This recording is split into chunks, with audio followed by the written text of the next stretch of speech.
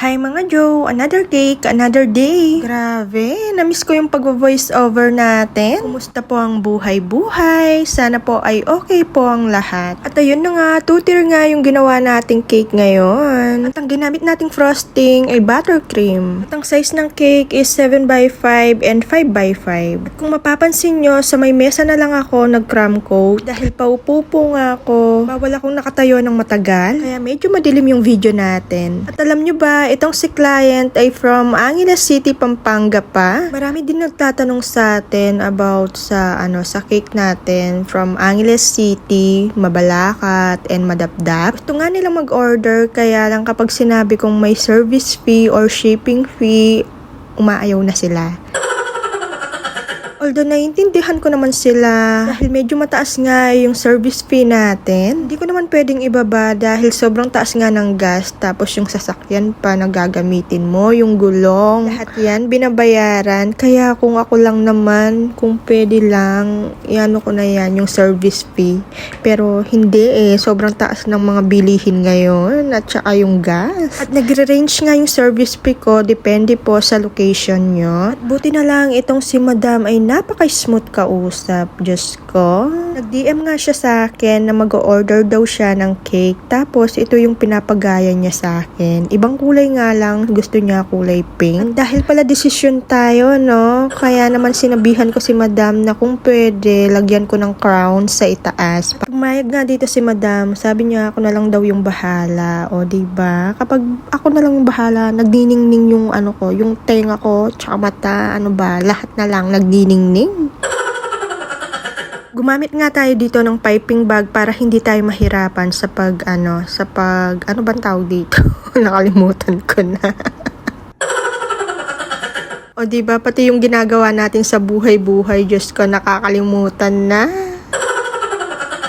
At syempre, bago ko makalimutan ng lahat, gusto ko munang magpasalamat sa ating client na si Miss Aki. Thank you, Be, for trusting and choosing Cakes by Kay. Kahit malayo tayo, sa atin siya nag-order. Kaya thank you so much. Sarap lang sa pakiramdam, kahit malayo tayo yung pinili. Huy, sana all pinipili.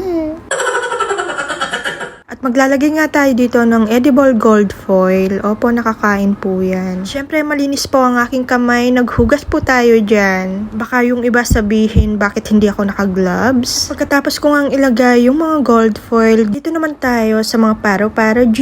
Lagyan ko nga ito ng toothpick sa likod dahil malayo-layo nga yung lalakbayan ng cake natin para hindi humulas. Dahil malakas nga yung radyo ng kapitbahay namin, dito na lang magtatapos yung voice over ko. Panoorin nyo na lang po hanggang sa matapos. By the way, bago ko makalimutan, gusto ko munang magpasalamat sa ating client na nagbigay ng tips sa atin. Thank you so much, Be. God bless.